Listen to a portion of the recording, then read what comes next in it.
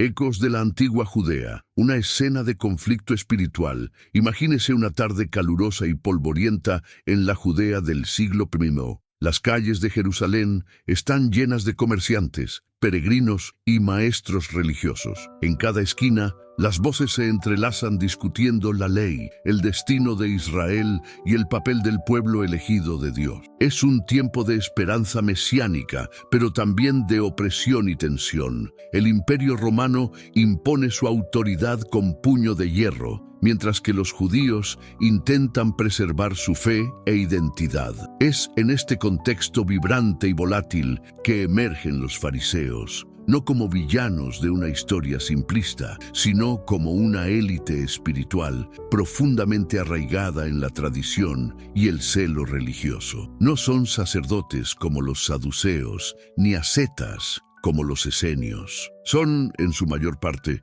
hombres comunes que se han dedicado al estudio y la práctica rigurosa de la ley de Moisés. Visten con sencillez, pero sus palabras tienen autoridad en las sinagogas esparcidas por toda la región. El nombre fariseo proviene del hebreo perushim, que significa separado, y fueron separados no del pueblo, sino de la impureza y la influencia pagana que amenazaban la fe judía. Creían firmemente que la forma de agradar a Dios era a través de la estricta obediencia a la Torá, no solo la escrita, sino también la oral, un vasto cuerpo de interpretaciones y tradiciones transmitidas de generación en generación. Para ellos, la ley era como una valla protectora alrededor del pueblo de Dios. Pero su influencia fue más allá del legalismo. Los fariseos eran respetados y a menudo admirados por el pueblo. Enseñaban en las sinagogas, guiaban espiritualmente a las comunidades y ofrecían respuestas a las ansiedades religiosas de la vida cotidiana. Tenían una visión democrática de la fe. Creían que cualquier judío, no solo los sacerdotes, podía y debía buscar la santidad en cada detalle de la vida. Y entonces aparece Jesús de Nazaret, un joven carpintero convertido en maestro itinerante, cuyas palabras inflamaban los corazones y cuyas acciones desafiaban las estructuras. También habló de la ley, pero con una autoridad diferente. Su enfoque no estaba solo en la realización externa, sino en la transformación interna. No buscó confrontar por confrontar, pero su presencia inevitablemente causó fricciones con los guardianes de la ortodoxia, los fariseos. Los primeros encuentros entre Jesús y los fariseos no fueron necesariamente hostiles. Hay registros de diálogos profundos, cenas compartidas, preguntas sinceras, pero a medida que su mensaje se difundió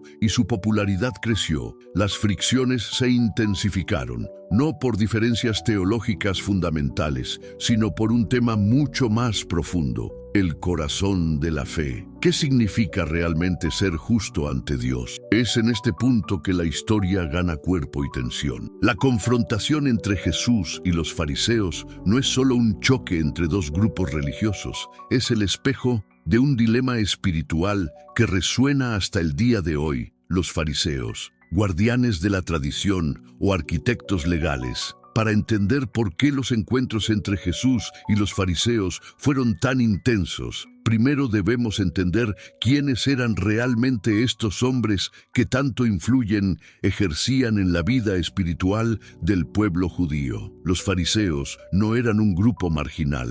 De hecho, fueron considerados una de las sectas más influyentes del judaísmo del primer siglo, junto con los saduceos, la élite sacerdotal, y los esenios, un grupo más aislado y ascético. Sin embargo, a diferencia de estos, los fariseos habían logrado algo único: ganar la aldea de la aldea. Aunque no pertenecían a la aristocracia ni tenían un papel oficial en el templo, los fariseos tenían poder. Su fuerza reside en el acceso diario al pueblo, en las sinagogas, en los mercados, en las casas. Su autoridad no venía de su linaje, sino de su conocimiento profundo de la ley. Eran los expertos, los intérpretes de la Torá, y se veían a sí mismos como modelos de devoción. Pero había algo malo. Los fariseos en el terreno estudiaban la ley escrita, la Torá de Moisés, pero también seguían lo que se llamaba la Torá oral. Esta tradición consistía en interpretaciones,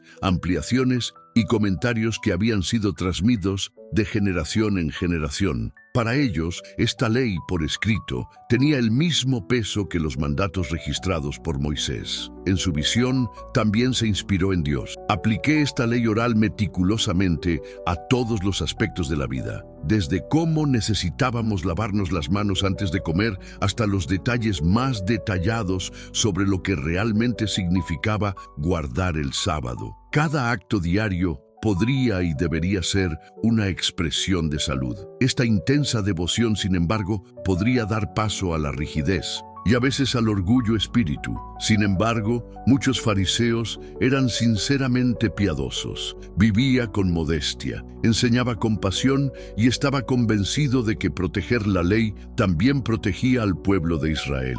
Temían que el descaredo de los mandamientos atrajera la ira divina, una lección que creía que se había aprendido antes durante el exilio babilónico. Pero es aquí donde se revela la tensión central, la diferencia entre una obediencia viva y una fe convertida en rutina. Para los fariseos, cada regla era una piedra, pero en la pared que separaba la santidad del pecado. Para Jesús, a cambio, este muro a menudo impide el paso del amor, de la compasión, de la justicia. El conflicto no era tanto sobre la ley, sino sobre su propósito. Mientras ellos construían estructuras para proteger la fe, Jesús cuestionaba si esas no se habían convertido en cárceles. Habían olvidado el corazón de la ley por centrarse tanto en su forma. Esa era la pregunta no dicha, pero presente en cada uno de sus encuentros. Y es precisamente en esos encuentros donde la tensión se transforma en confrontación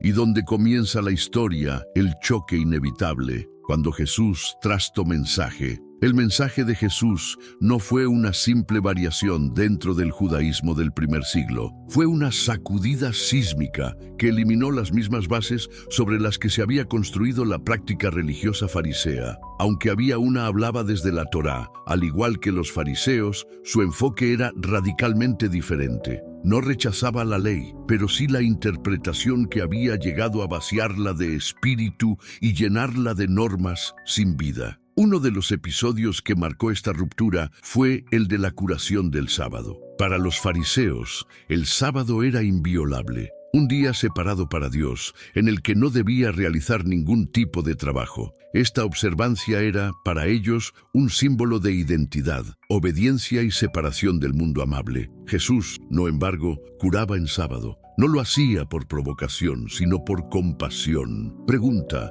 ¿es lícito hacer el bien en sábado o hacer el mal? ¿Salvar una vida o destruir? Con estas preguntas, Jesús en el terreno desafía la letra de la ley, campana que la reinterpreta desde su intención original. Para él, el sábado estaba cerrado para el hombre, ningún hombre para el sábado. Es decir, la ley debía servir a la vida. A los fariseos veían en estas acciones una amenaza doble. Por un lado, Jesús parecía socavar la autoridad de sus enseñanzas públicas. Por otro, su creciente popularidad entre las multitudes lo convertía en una figura poderosa, difícil de ignorar. Y, quizás más inquietante aún, Jesús los dejaba sin argumentos frente al pueblo, al poner de manifiesto las incoherencias entre sus enseñanzas y la práctica real del amor al prójimo. Otro ejemplo revelador fue la parábola del fariseo y el publicano. Jesús narra cómo un fariseo ora en el templo,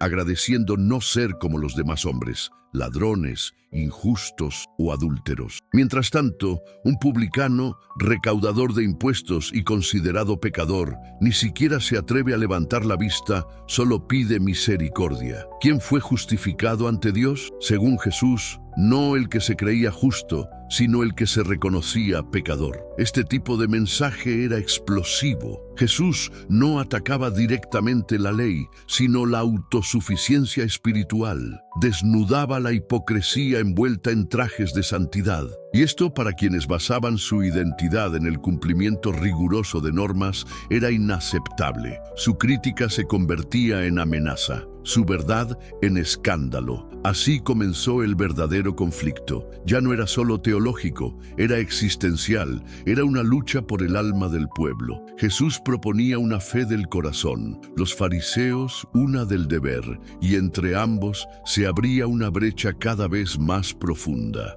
Hipocresía en el descubrimiento, las denuncias más duras, la confrontación entre Jesús y los fariseos alcanzó su punto más alto cuando sus palabras fueron indirectas. Ya no eran parábolas o insinuaciones, eran denuncias abiertas, pronunciadas frente a multitudes, con una claridad que corta como una espada. El discurso conocido como el «ay de vosotros fariseos» fue uno de los momentos más intensos de este conflicto. Allí, Jesús en la tierra expuso sus errores, campana que reveló los agravios internos de su sistema religioso. «Ay de vosotros, escribas y fariseos, hipócritas», comenzó. Y esa palabra, hipócritas, resonó como un trueno. En griego, los hipócritas originalmente se referían a los actores del teatro, los que llevaban máscaras. Para Jesús, esto era precisamente lo que era: hombres que representaban una santidad que no vivía. Que hablan, una de las denuncias más emblemáticas fue el lavado del hombre.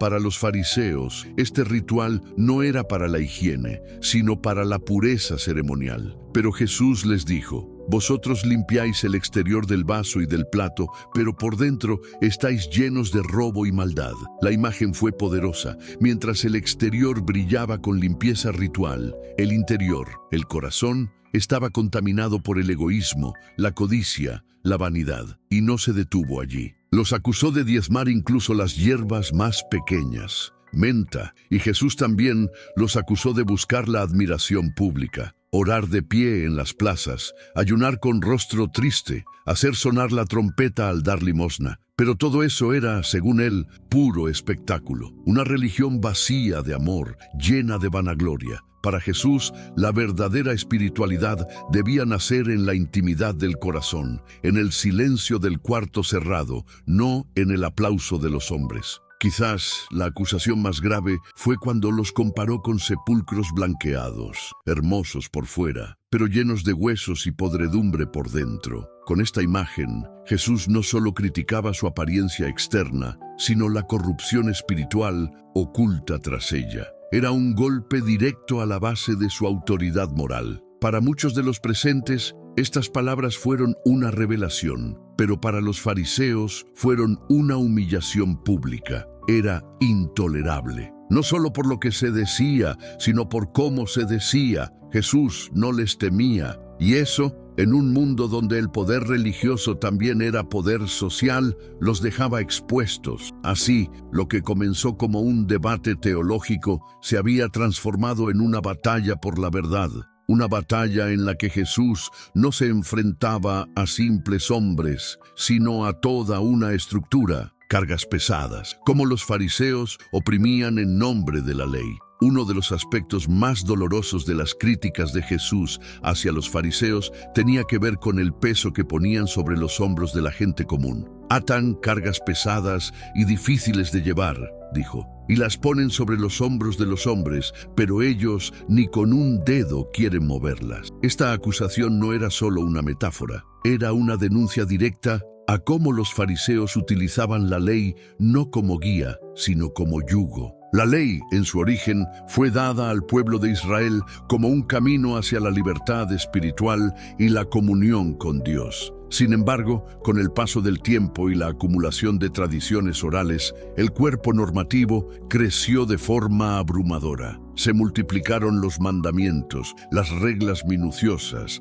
las prohibiciones, las instrucciones sobre cada aspecto de la vida cotidiana. Desde qué hacer si una mosca caía en un vaso de vino, hasta la manera correcta de caminar durante el sábado. Para el pueblo llano, cumplir con todas estas normas era simplemente imposible. Muchos vivían con una carga de culpa constante, sintiéndose espiritualmente indignos por no estar a la altura del estándar impuesto. Los fariseos, en lugar de acercarlos a Dios, se convirtieron, aunque quizás sin intención consciente, en barreras entre el pueblo y la misericordia divina. Jesús veía esto con profunda indignación. Su mensaje era diametralmente opuesto. venid a mí todos los que estáis trabajados y cargados, y yo os haré descansar. Él ofrecía alivio, no condena. Su yugo, decía, era fácil y su carga ligera, porque para él el verdadero cumplimiento de la ley se resumía en 2 mandamientos: amar a Dios y amar al prójimo. Pero para los fariseos, reducir así la complejidad de la ley era un escándalo. Ellos habían construido su identidad religiosa sobre el dominio de esa complejidad. Eran los únicos que sabían qué se debía hacer y cómo se debía hacer. Su autoridad dependía de que el pueblo sintiera que necesitaba sus instrucciones para no caer en pecado. Jesús rompía con ese esquema. No solo enseñaba con autoridad propia, oísteis que fue dicho, pero yo os digo, sino que hablaba en un lenguaje accesible, directo, humano, tocaba leprosos, comía con pecadores, sanaba en sábado. Actos que los fariseos veían como transgresiones, pero que para el pueblo eran señales de un Mesías que venía no a juzgar, sino a salvar. A los ojos de Jesús, la ley debía ser un puente, no un muro, una vía hacia Dios, no una prisión de normas imposibles. Y por eso no podía quedarse en silencio, porque cada alma aplastada por el peso de una religión sin amor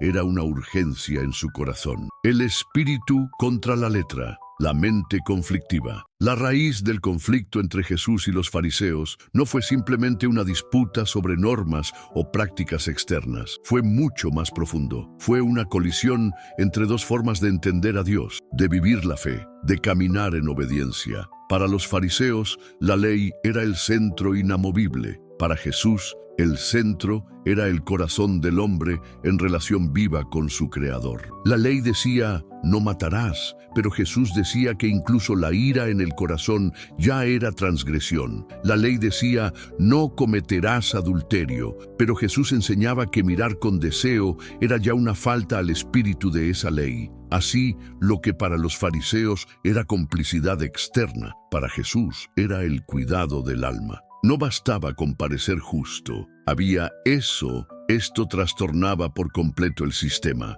Habían construido su mundo espiritual sobre la base de una meticulosa observancia. La tensión estallaba especialmente cuando Jesús confrontaba los motivos. ¿Por qué oraban los fariseos en público? ¿Por qué deformaban sus rostros al ayunar? ¿Por qué hacían sonar trompetas antes de dar limosna? Para ser vistos, para recibir reconocimiento, para ganar una reputación. Pero Jesús enseñaba que el Padre que ve en lo secreto era quien realmente recompensaba, y que la humildad era la verdadera señal de grandeza ante Dios. Y no se trataba de abolir la ley. Jesús lo dejó claro. No penséis que he venido para abrogar la ley o los profetas. No he venido para abrogar, sino para cumplir. Pero el cumplimiento que proponía no era el de los fariseos. No era una lista marcada con tildes. Era una vida entera rendida al amor, a la justicia, a la misericordia. Era vivir como si Dios habitara en cada gesto,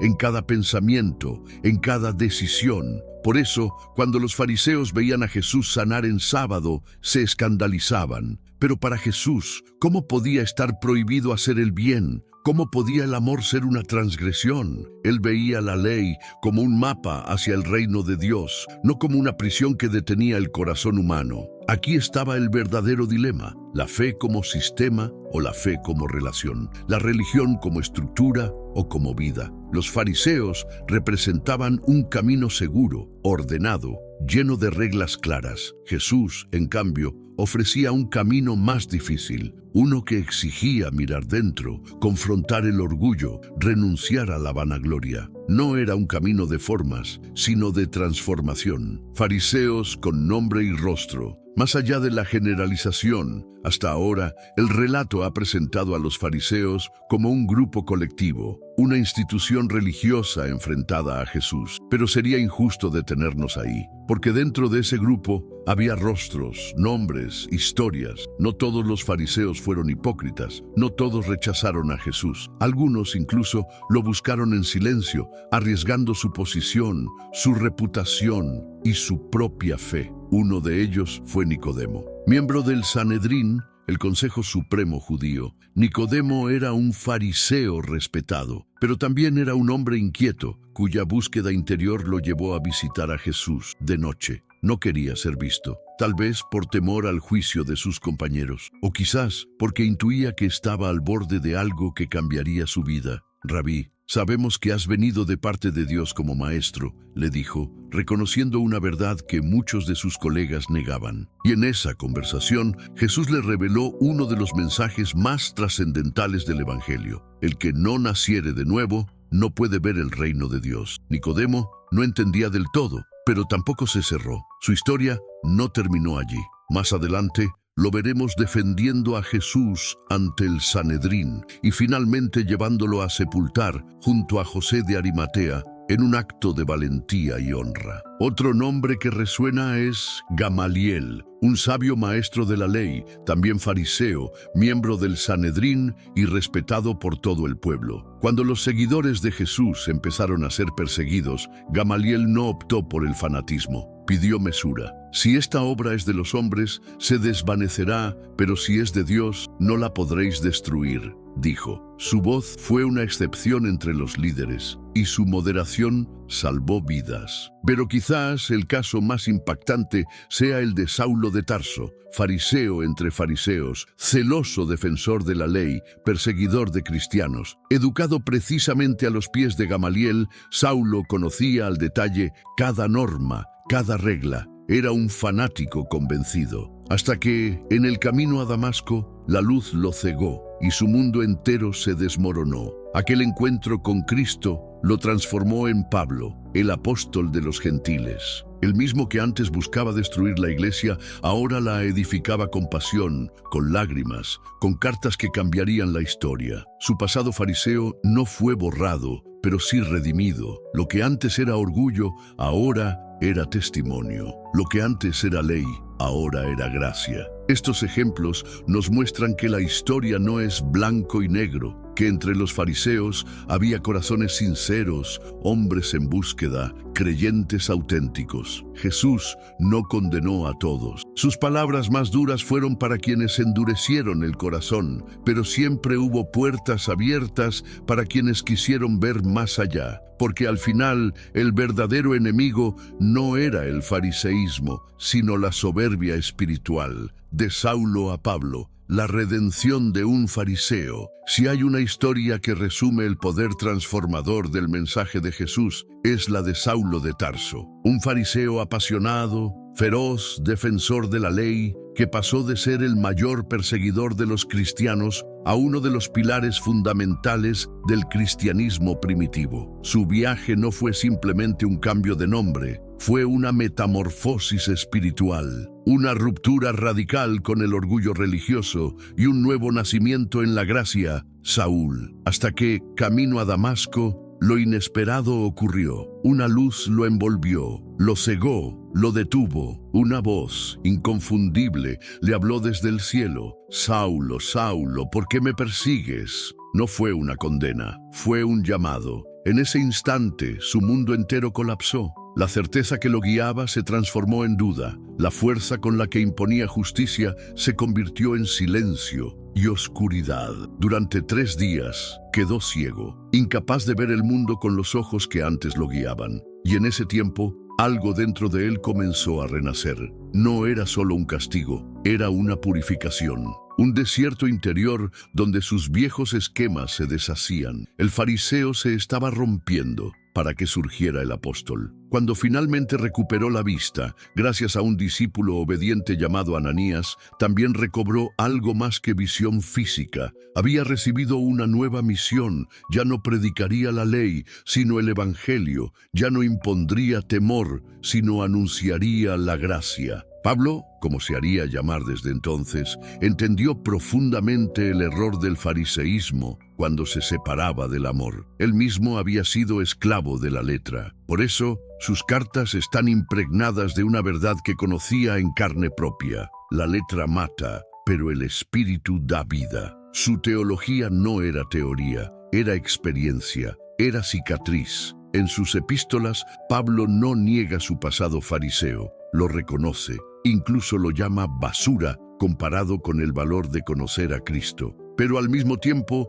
lo utiliza como puente para explicar con claridad lo que Jesús vino a traer: libertad, redención, reconciliación. Su historia nos recuerda que nadie está demasiado lejos de la gracia, que incluso el más celoso legalista puede encontrar en Jesús un camino nuevo, que el corazón de piedra puede ser sustituido por uno de carne, y sobre todo, que el enemigo no es la ley, sino la fe sin amor. De hipócritas a espejos. ¿Hay algo de fariseo en nosotros? Hasta ahora, hablar de los fariseos ha sido como mirar hacia atrás, observar a través de una ventana la historia antigua de un pueblo y sus líderes religiosos. Pero, si somos honestos, hay un momento en que esa ventana se transforma en espejo, porque la historia de los fariseos no solo denuncia un sistema, nos confronta a cada uno de nosotros. Jesús no vino a crear una nueva religión institucionalizada, vino a revelar el corazón de Dios y a desnudar el nuestro. Por eso,